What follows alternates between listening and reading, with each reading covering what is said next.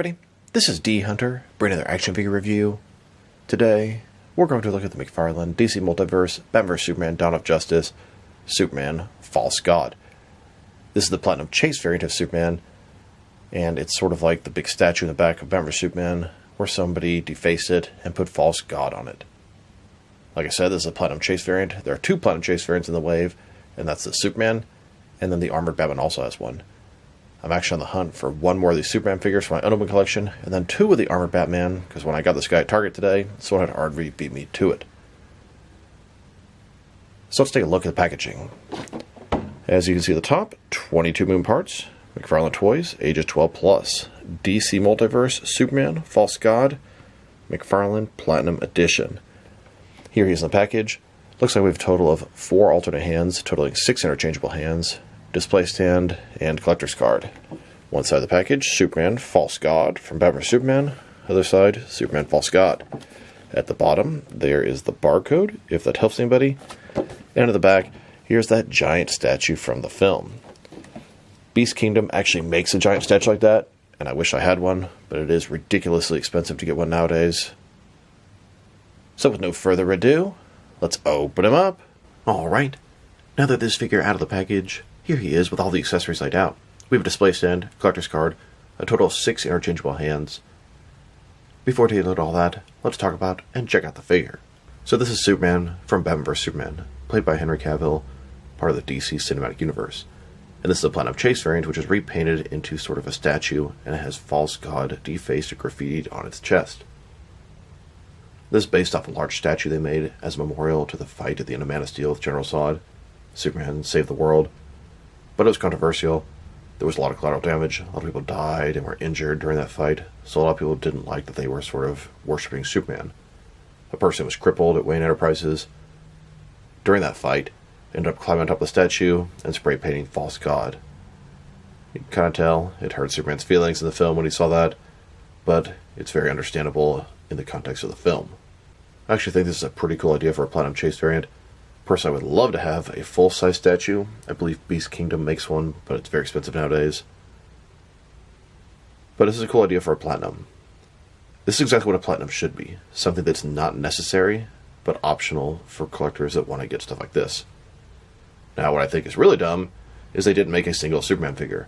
You have to buy the 2-pack with Doomsday, which is rather expensive because he's a mega figure, to get a regular Superman for Batman vs Superman. Sure, it's pretty much exactly the same as the one from Zack Snyder's Justice League, but if you wanted that, that was a Target exclusive, and it was available like 3-4 years ago. I feel very strongly they should have made Superman as a single release, and made this a Platinum Chase variant of that. But McFarlane is trying to force you to buy the Doomsday that some people probably don't want. And I totally get that. For people like me, it's not a problem, because I'm going to buy it anyway. But a single red and blue Cavill Superman on the shelves at Target Walmart would sell out instantly. Anyway, back on topic of this figure. Happy to spot him in the store. So it should be 100% the same sculpt and articulation, all that stuff, as the Superman from the 2-pack, which is the same as the one from Zack Snyder's Justice League from all those years ago.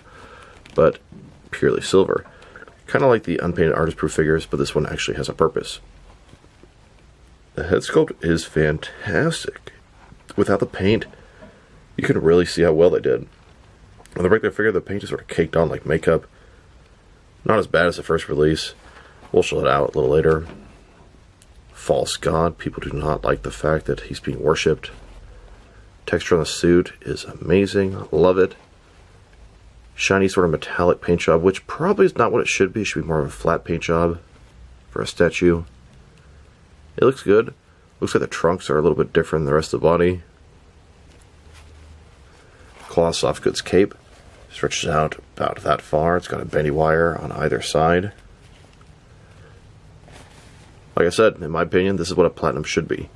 Something that just kind of looks cool. Not necessary by any stretch of imagination, but cool for those kind of collectors like me that want to get that sort of stuff. And a closer look at his face and head sculpt. Honestly, the sculpt is fantastic. It's a paint job that doesn't really do it justice on the regular release. You can really see how nice it is here. I can completely see Henry Cavill in that sculpt. And then here's the figure, broken down as far as he can go, with all of his removable parts detached. Now let's check out his accessories, starting off with the boring stuff. we have a display stand, typical McFarlane display stand we've seen endless times before. And then we have his collector's card. As you can see, it's an image of that Superman statue from the film. Superman, False God from Batman vs. Superman. On the back, there is a description. If you want to read that, pause now. Now let's look at his hands. He has a total of 6 of them, 3 right hands and 3 left hands. Here he is with his first pair of hands. These are his fists. And here's his second pair of hands.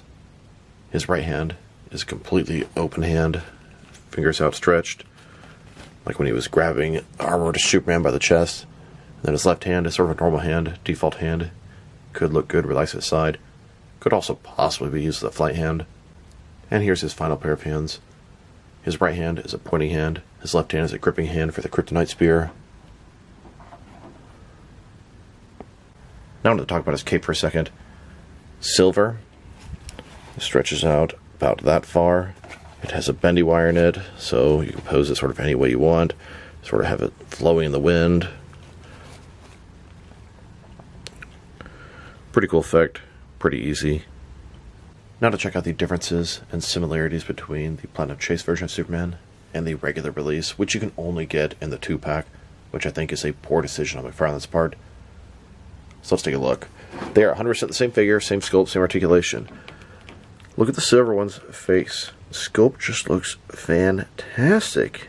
And it just looks a little bit worse on him because of the paint job. I've seen people repaint the original one and it looks so much better. This one has a better paint job than the original one, but it still doesn't do the sculpt justice. That is a common problem with McFarlane figures. I love their figures. The sculpts are absolutely fantastic, and a lot of the time the paint jobs bring them down. I mean, it doesn't look horrible, but it could look a lot better. And I get it's a mass market $20 figure, blah blah blah, whatever. The suit itself, we have the traditional coloring, although I always thought the blue was a little bit too dark. The red on the S looks absolutely fantastic, and the False God looks really cool too. Traditional color scheme versus the, honestly, what looks more like metal than the statue color scheme because of the shininess. And of course, the capes are also totally different. Even the material feels different. This is a lot more clothy, and this is, it just doesn't move the same. They're not the same material. And there are now 4 different figures that utilize this original Henry Cavill sculpt. It's not bad, but it's definitely dated at this point. The ball joints and the angles are really large. The articulation's a little bit stiff. The neck could really use to have him able to look up further, get him in better flight poses. The texturing is fantastic. The paint job on the suit I think is great. The paint job on the face could be a lot better.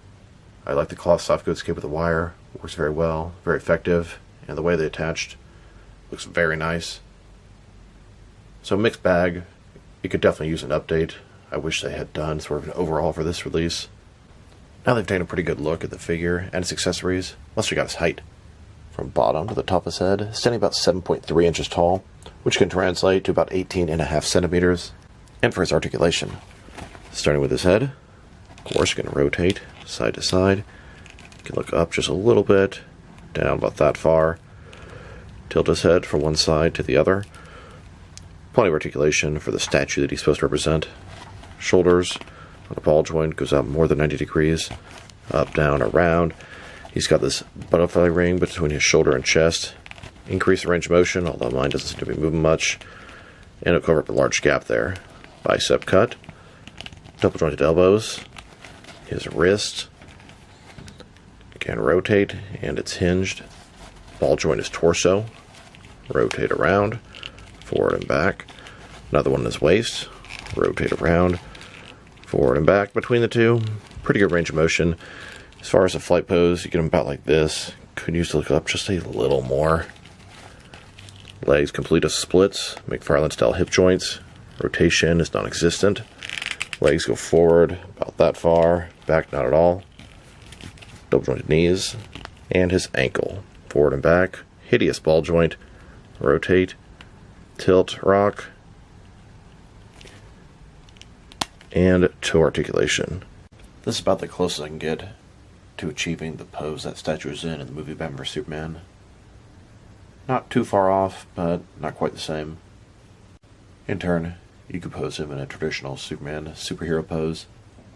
Arms crossed at his sides, statuesque. Now let's check him out next to some other action figures, Starting off with some other Batman vs Superman and Henry Cavill figures. Once again, here are all 4 of the Henry Cavill Superman figures that McFarlane has released. Here's his Platinum Superman next to the 3 single figures in the wave. These are the regular releases: Nightmare Batman, Armored Batman, and Wonder Woman. And in that wave were 2 Platinum variants. We had the False God Superman and the Green Glow Armored Batman. They also made a 2-pack, Superman vs Doomsday, and they made another 2-pack. This one is the Nightmare Batman and the Battle Damaged Armored Batman. And about 6 months ago, they released a single version of the Ben Affleck Batman, Batfleck. Here's the entire Batman vs Superman collection. We have a total of 10 figures. It's really just Batman, Wonder Woman, Superman, and Doomsday. What else do you think they might possibly make from Batman vs Superman? I could see maybe a Doomsday with spikes on him in sort of his ultimate form, a mega figure perhaps. Lois Lane, Lex Luthor, possible. But they've covered most of what they really need from Batman vs Superman. Here's this False God Superman statue. Next to on the left, the Centennial Park Tribute Statue Superman. And on the right, a Platinum Chase Unpainted Artist Proof Rebirth Superman. These both make for some pretty cool statues. And these 2 are actually legit statues, just downsized into action figure form, which is a cool idea, but I actually wouldn't mind having a legitimate statue of either one of these guys. And this Platinum Bronze version of Arkham Asylum Batman and Joker also could make for some pretty cool statues. And hell, the entire McFarlane Patina collection could also be statues. I'd say the Unchained Superman is probably the least statuesque looking, and these gold figures. Anti-Crisis Wonder Woman, and then the Arkham Batman and Deathstroke figures could also potentially work for statues. Here are pretty much all the other McFarlane DC Multiverse Superman figures up to this point. Another one to add to the collection. The next one coming out is going to be the Justice League Task Force Superman. There's both the regular and the Platinum Chase variants, and they're starting to show up at GameStop. And since this Cyborg Superman is a Platinum Chase variant, I wanted to take a look at all the different McFarlane DC Multiverse Platinum Chase variants out there. Here are all the sort of older Platinum Chase variants. Gold, bronze, unpainted, and then some newer versions. And then here are all the more modern Platinum Chase variants. Pretty much all of these have come out in the past year or so. Now here's my Platinum want list of figures that are out right now that I haven't acquired yet. 1 Platinum Chris Reeve Superman, 1 Platinum Mr. Terrific, 2 Platinum Black Tux Joker figures, 2 Platinum Blue Noel Batman figures, 2 Platinum Batman vs. Spawn figures, 2 Platinum Justice League Task Force Batman figures, 1 Platinum Justice League Task Force Superman, Flash, and Aquaman, 2 1966 Clock King figures, and then 1 more of these Armored Batfleck figures. If anyone has a lead on where I'm able to get some of those for a reasonable price, or can possibly help me out, please drop me a line in the comments below. It is much appreciated. Now let's check him out. Next to some other recently released McFarlane DC Multiverse figures. Here he is, next to the Court of Owls 3-pack, Nightwing, Talon, and a Court of Owls member. Here's this False God Superman, next to the Norm Brayfogle Batman. And here he is, next to the Zack Snyder's Justice League, Armored Darkseid with Throne. And here he is, next to the 8th wave of McFarlane Collector's Edition figures, both the regular and Platinum Chase variants of Lightning Lad, Simon Baugh's Green Lantern, Geoforce, and Grid. I have 8 of the 12 figures in this wave. I still need to find both versions of Chris Reeve Superman and Mr. Terrific. Then, next to the Amazon exclusive, Arkham City Detective Mode Batman vs. Solomon Grundy 2-pack. And now, with some McFarlane Toy Store exclusives, the Nightmare variant of the Vampire Batman, and then both the regular and Platinum versions of Jonah Hex. Here's the Superman, next to the Shazam and Freddie Freeman 2-pack. These were also Amazon exclusives. And here he is, next to the 3rd Digital Wave, Silver Age Joker and Earth 2 Robin. Then, with the Amazon exclusive, Glow in the Dark Arkham Asylum Killer Croc. And now, with the Walmart exclusive Action Comics Superman and Hal Jordan Green Lantern. And finally, next to the most recent Jokerized offerings, Hush, Harley Quinn, and the Last Night on Earth Batman. Now let's check him out, next to some action figures from different various companies, so we can see how he fits in, both scale and style-wise, in case you know which lines you can mix him with. Since he's a McFarlane toy, they're typically the 7-inch scale. I'm going to start off my comparisons with some of the larger action figure lines I collect, and work my way smaller, and I'm going to include as many Superman figures as I can during these comparisons. Here he is, next to several other McFarlane DC Multiverse Superman figures. And now, with some Jack-specific wrestling figures, and some Diamond Select toys. Here's Superman next to a thing of super glue. And here he is with some DC Direct and NECA Superman figures. Then with both some Mattel and Jazzwares wrestling figures. And now with some Mezco and Mattel Superman figures. Next with some Mafex and Hasbro Marvel Legends. And finally with some SH Figure Arts and Jazzwares Fortnite figures. So overall, I think it's a pretty cool Superman figure. It's a cool idea for a Platinum Chase variant. And like I said a couple times earlier, this is exactly what a Platinum Chase variant should be. A figure that's not essential or necessary to the collection, and it's a cool variant, turning an action figure into this sort of statue. I think it's a cool idea. Makes for a cool display piece, and a cool Platinum Chase. They shouldn't make important figures like the Blue Azrael, or the Question, characters that you really want as Platinum Chases. And I do hope McFarlane makes a larger statue version of this guy. I think that could be really cool if it's in scale with your McFarlane DC Multiverse figures.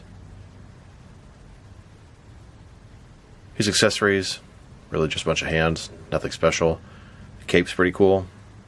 I think the sculpt is absolutely fantastic on the figure. The paint job's pretty cool, although I don't think it should be sort of a shiny metallic silver color. If I were to rate this guy, I give him a 7 out of 10. It's a fun figure. I like him. It's a cool variant. And it's not necessary, so if you're not, just hunting all the platinums, you can probably skip this guy. So this is D Hunter. Thank you for watching this video. If you liked the video, press like below. If you have anything you want to say to the video, add to the comment section. If you want to see additional action figure reviews from me, press subscribe. I do appreciate when you do that. Once again, this is D Hunter. Thank you for watching this video, and I'll talk to you guys real soon.